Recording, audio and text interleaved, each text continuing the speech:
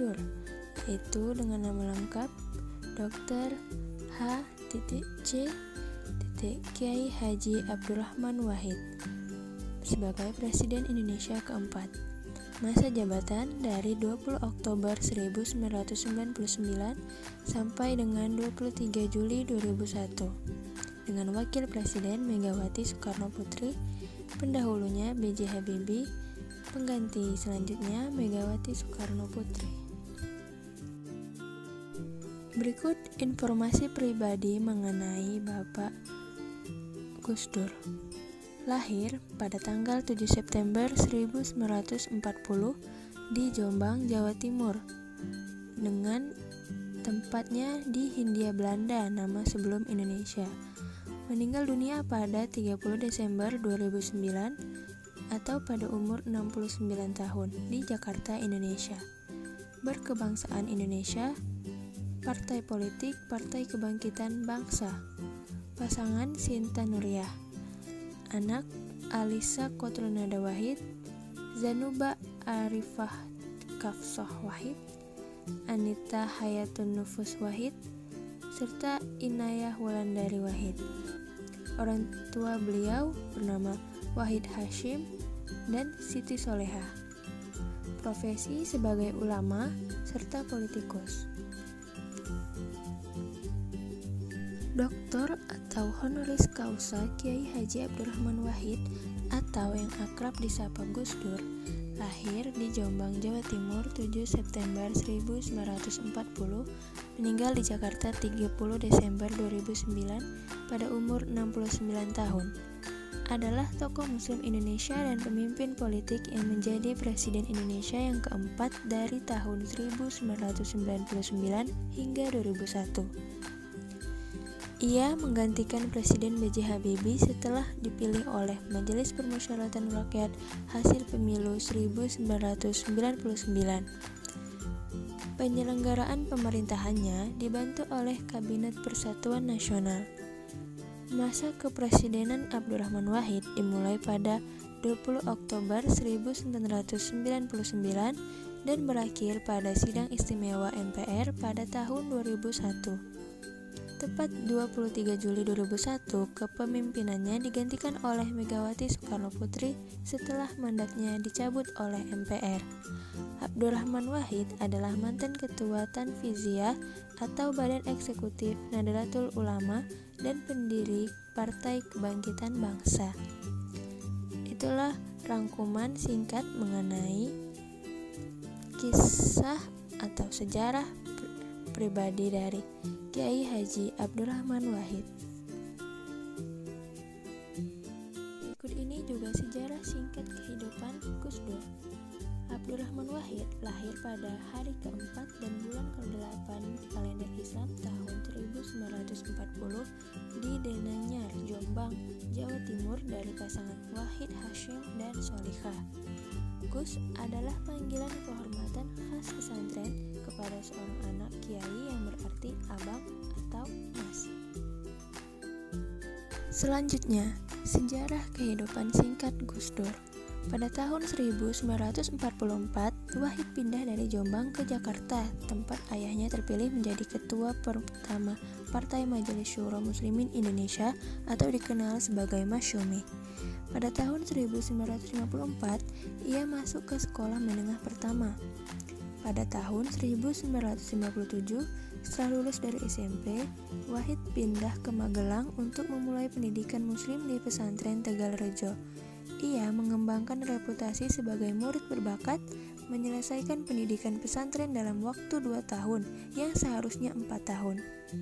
Pada tahun 1963, Wahid menerima beasiswa dari Kementerian Agama untuk belajar studi Islam di Universitas Al-Azhar di Kairo, Mesir. Ia pergi ke Mesir pada November 1963.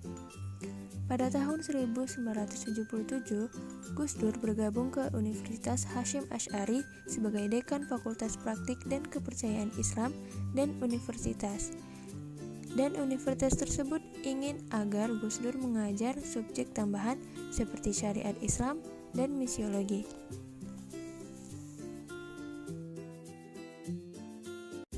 Selanjutnya, pada tahun 1982, Wahid berkampanye untuk Partai Persatuan Pembangunan atau disingkat PPP, sebuah partai Islam yang dibentuk sebagai hasil gabungan 4 partai Islam termasuk NU. Oktober tahun 1983 terdapat reformasi NU. Pada Oktober 1983, ia menyimpulkan bahwa NU harus menerima Pancasila sebagai ideologi negara. Untuk lebih menghidupkan kembali NU, Wahid juga mengundurkan diri dari PPP dan partai politik. Hal ini dilakukan sehingga NU dapat fokus dalam masalah sosial daripada terhambat dengan terlibat dalam politik. Pada tahun 1985, Soeharto menjadikan Gus Dur indoktrinator Pancasila. Pada tahun 1987, Abdurrahman Wahid menunjukkan dukungan lebih lanjut terhadap rezim tersebut dengan mengkritik PPP dalam pemilihan umum legislatif 1987 dan memperkuat Partai Golkar Soeharto. Ia kemudian menjadi anggota MPR mewakili Golkar. Meskipun ia disukai oleh rezim, Wahid mengkritik pemerintah karena proyek Waduk Kedung Ombo yang didanai oleh Bank Dunia. Hal ini merenggangkan hubungan Wahid dengan pemerintah, tetapi saat itu Soeharto masih mendapat dukungan politik dari NU. Gus Dur juga mendirikan kelompok belajar di Probolinggo, Jawa Timur untuk menyediakan forum individu sependirian dalam NU untuk mendiskusikan dan menyediakan interpretasi teks Muslim. Berikutnya, hal ini perlu diingat bahwa Abdurrahman Wahid memiliki kabinet bernama Kabinet Persatuan Pembangunan. Selanjutnya, masih dari pemerintahan Gus Dur, terdapat pembentukan PKB dan pernyataan Cikanjur. Salah satu dampak jatuhnya Soeharto adalah pembentukan partai politik baru. Di bawah rezim Soeharto hanya terdapat 3 partai politik, Golkar, PPP, dan PDI. Dengan jatuhnya Soeharto, partai-partai politik mulai terbentuk. Dengan yang paling penting adalah Partai Amanat Nasional atau disingkat PAN, bentukan Amin, dan Partai Demokrasi Indonesia Perjuangan atau disingkat PDIP, bentukan Megawati. Pada Juni 1998, banyak orang dari komunitas NU meminta Gus Dur membentuk partai politik baru. Ia tidak langsung mengimplementasikan ide tersebut. Namun, pada Juli 1998, Gus Dur mulai menanggapi ide tersebut karena mendirikan partai politik merupakan satu-satunya cara untuk melawan Golkar dalam pemilihan umum. Wahid menyetujui pembentukan PKB dan menjadi ketua Dewan Penasihat dengan Materi Abdul Jalil sebagai ketua partai. Meskipun partai tersebut didominasi anggota NU, Gus Dur menyatakan bahwa partai tersebut terbuka untuk semua orang. Pada November 1998, dalam pertemuan di Cikanjur, Gus Dur bersama dengan Megawati, Amin, dan Sultan Hamengkubuwono X kembali menyatakan komitmen mereka untuk reformasi. Pada 7 Februari 1999, PKB secara resmi menyatakan Gus Dur sebagai kandidat pemilihan presiden. Nah, selanjutnya ada pemilu tahun 1999 dan sidang umum MPR. Pada 7 Oktober 1999, Amin dan Poros Tengah secara resmi menyatakan Abdurrahman Wahid sebagai calon presiden. Pada 19 Oktober 1999, MPR menolak pidato pertanggungjawaban Habibie dan ia mundur dari pemilihan presiden. Beberapa saat kemudian, Akbar Tanjung, Ketua Golkar dan Ketua Dewan Perwakilan Rakyat (DPR) menyatakan Golkar akan mendukung Gus Dur. Pada 20 Oktober 1999, MPR kembali berkumpul dan mulai memilih presiden baru. Abdurrahman Wahid kemudian terpilih sebagai Presiden Indonesia keempat dengan 373 suara, sedangkan Megawati hanya 313 suara. Masa pemerintahan Kiai Haji Abdurrahman Wahid. Selanjutnya, ini adalah tampilan dari rangkuman singkat mengenai masa pemerintahan Gus Dur. Kabinet pertama Gus Dur, Kabinet Persatuan Nasional, adalah kabinet koalisi yang meliputi anggota berbagai partai politik, di antaranya PDIP, PKB, Golkar, PPP, PAN, dan Partai Keadilan atau PK. Wahid kemudian mulai melakukan dua reformasi pemerintahan. Reformasi pertama adalah membubarkan Departemen Penerangan, senjata utama rezim Soeharto dalam menguasai media. Reformasi kedua adalah membubarkan Departemen Sosial yang korup. Pada November 1999, Wahid mengunjungi negara-negara anggota ASEAN, Jepang, Amerika Serikat, Qatar, Kuwait, dan Yordania. Setelah itu, pada bulan Desember, ia mengunjungi Republik Rakyat Tiongkok. Nah, ada satu cerita nih pada masa pemerintahan Gus Dur. Jadi, setelah 1 bulan berada dalam Kabinet Persatuan Nasional, Menteri Koordinator Pengentasan Kemiskinan atau Menko Taskin, Hamzah Has, mengumumkan pengunduran dirinya pada bulan November. Muncul dugaan bahwa pengunduran dirinya diakibatkan karena Gus Dur menuduh beberapa anggota kabinet melakukan korupsi selama ia masih berada di Amerika Serikat. Beberapa menduga bahwa pengunduran diri Hamzah Has diakibatkan karena ketidaksenangannya atas pendekatan Gus Dur dengan Israel. Rencana Gus Dur adalah memberikan Aceh referendum, namun referendum ini menentukan otonomi dan bukan kemerdekaan seperti referendum Timur Timur. Gus Dur juga ingin mengadopsi pendekatan yang lebih lembut terhadap Aceh dengan mengurangi jumlah personel militer di negeri Serambi Mekah tersebut. Pada tanggal 30 Desember, Gus Dur mengunjungi Jayapura di Provinsi Irian Jaya. Selama kunjungannya, Abdurrahman Wahid berhasil meyakinkan pemimpin-pemimpin Papua bahwa ia mendorong penggunaan nama Papua. Sekian. Nah, selanjutnya ini adalah kronologi singkat pemerintahan Gus Dur tahun 2000. Pertama, pada April 2000, Gus Dur memecat Menteri Negara Perindustrian dan Perdagangan Yusuf Kala dan Menteri Negara BUMN Laksamana Soekardi. Alasan yang diberikan Wahid adalah bahwa keduanya terlibat dalam kasus korupsi, meskipun Gus Dur tidak pernah memberikan bukti yang kuat. Hal ini tentu saja memperburuk hubungan Gus Dur dengan Golkar dan PDIP. Pada Maret tahun 2000, pemerintah Gus Dur mulai melakukan negosiasi dengan Gerakan Aceh Merdeka atau GAM. 2 bulan kemudian, pemerintah menandatangani nota kesepahaman dengan GAM hingga awal tahun 2001. Saat kedua penandatanganan akan melanggar persetujuan, Gus Dur juga mengusulkan agar TAP MPRS nomor 29/MPR/1966 yang melarang Marxisme Leninisme dicabut. Yang ketiga, ia juga berusaha membuka hubungan dengan Israel yang menyebabkan kemarahan pada kelompok Muslim Indonesia. Isu ini diangkat dalam pidato Ribbi Awad, Duta Besar Palestina untuk Indonesia, kepada Parlemen Palestina tahun 2000. Isu lain yang muncul adalah keanggotaan Gus Dur pada Yayasan Shimon Peres. Baik Gus Dur dan Menteri Luar Negeri Alwi Shihab menentang penggambaran Presiden Indonesia yang tidak tepat, dan Alwi meminta agar Awad, Duta Besar Palestina untuk Indonesia, diganti. Lalu sekarang kita masuk ke kebijakan-kebijakan pada masa pemerintahan Gus Dur, yaitu terdapat beberapa bidang. Ada 5 bidang. Yang pertama bidang politik, yang kedua bidang ekonomi, 3 bidang sosial budaya, 4 bidang militer, dan 5 bidang hukum. Berikut ini langkah-langkah atau kebijakan yang diambil oleh Gus Dur pada masa pemerintahannya.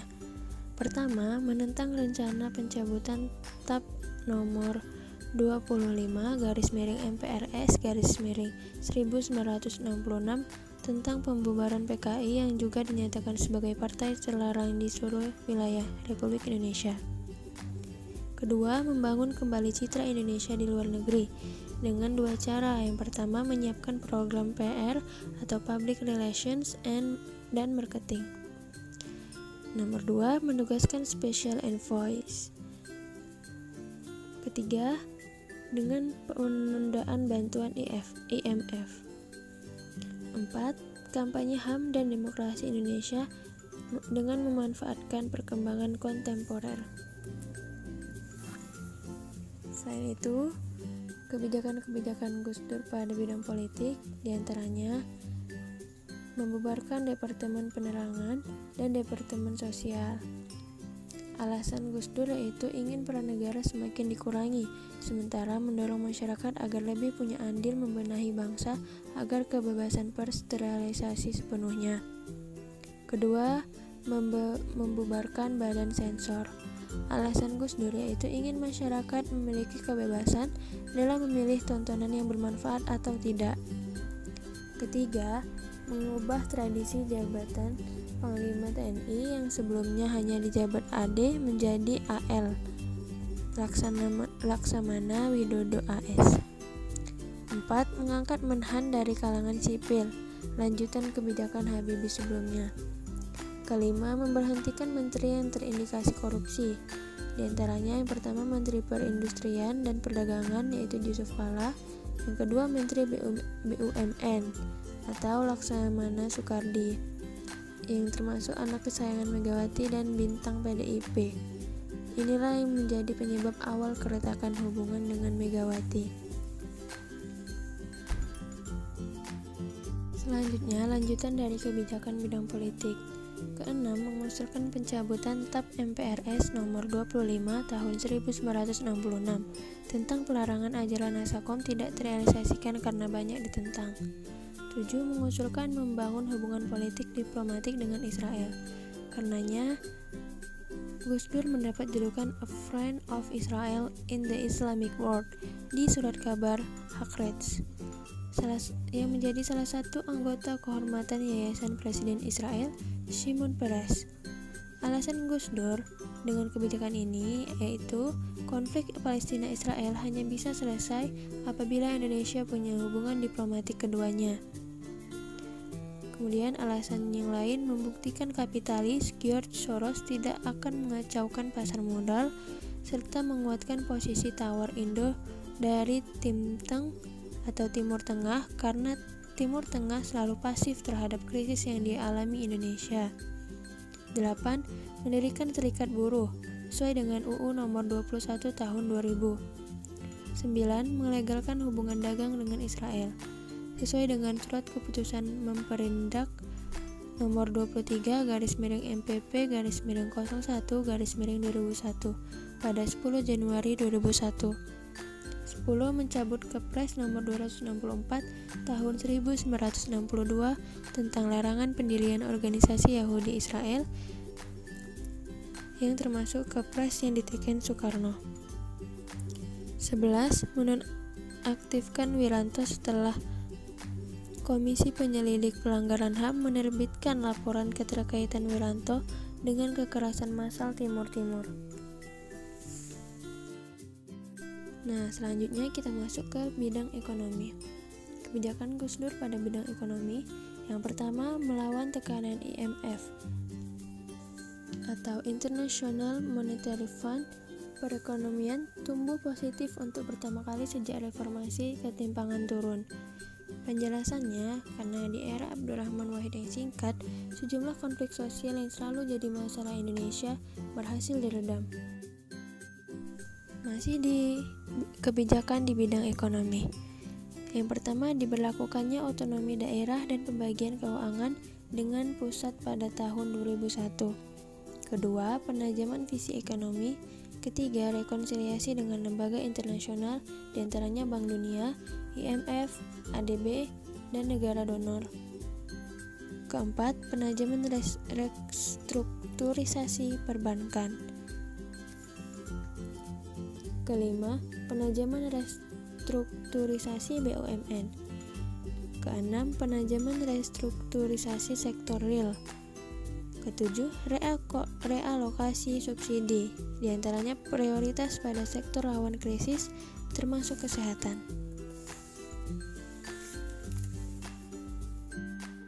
Oke, sekarang kita masuk ke selanjutnya, yaitu bidang sosial budaya.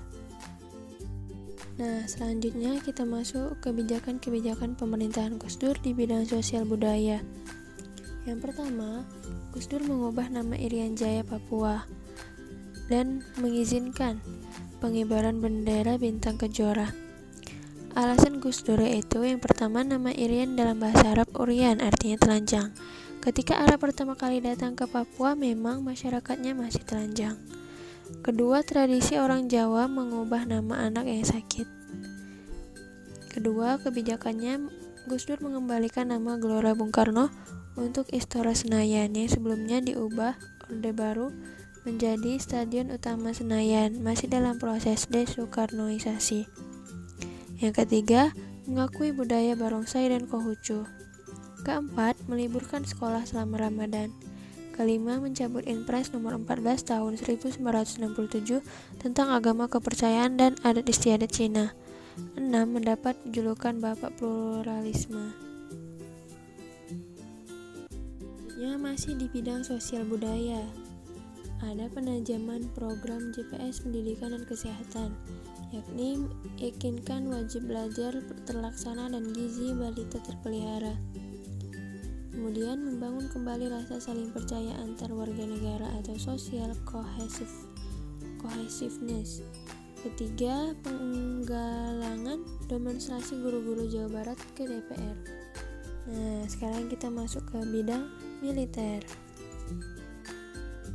Bidang militer diantaranya kebijakannya yaitu solusi penyelesaian konflik di Aceh tanpa kodam, yaitu terdiri dari 70.000 tentara organik di Aceh yang melakukan operasi militer melalui Inpres nomor 4 tahun 2000.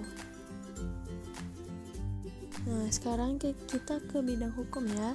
Yang pertama, membentuk Badan Reformasi Hukum. Kedua, inventarisasi kasus-kasus korupsi besar dan pernyataan tindak lanjut penyelesaiannya. Ketiga, penataan institusi penegakan hukum, diantaranya kepolisian, kejaksaan, lembaga peradilan, termasuk struktur, personil, kompensasi, mekanisme kerja, dan sebagainya. Nah, topik kita yang terakhir yaitu kemunduran pada pemerintahan Gus Dur. Di antaranya disebabkan oleh beberapa hal. Yang pertama, kasus Badan Urusan Logistik atau Bulog. Pada Januari 2000, Gus Dur meminjam dana ke Bulog untuk penandaan infrastruktur di Aceh, namun tidak berkonsultasi ke DPR karena kelamaan dan bisa jadi permainan politik. Kedua, Mei tahun 2000, 4 juta US dollar hilang dari kas Bulog. Ternyata diambil Suwondo, mantan tukang pijit Soeharto dan Gus Dur. 2. Kasus Brunergate. Pada Februari 2000, Gus Dur pergi ke Brunei dan mengajak Sultan berinvestasi di Aceh. Sultan menyumbang 2 juta US dollar dengan alasan Gus Dur alim ulama sehingga uang akan digunakan dengan baik. Gus Dur langsung memasukkan uang itu ke rekening pemerintah, alasannya Sultan minta dana itu dirahasiakan.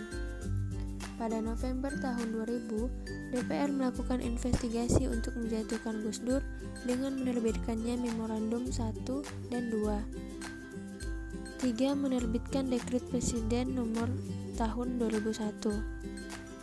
Yang pertama, membekukan MPR atau DPR. Pada November 2000, Amin Rais menyesal menaikkan Gus Dur. 2. Membubarkan Golkar sebagai bentuk perlawanan terhadap sidang istimewa MPR. Ketiga, mengembalikan kedaulatan ke tangan rakyat dengan mempercepat pemilu dalam waktu 1 tahun. Keempat, pada tanggal 23 Juli tahun 2001, MPR memakzulkan Gus Dur dari jabatannya.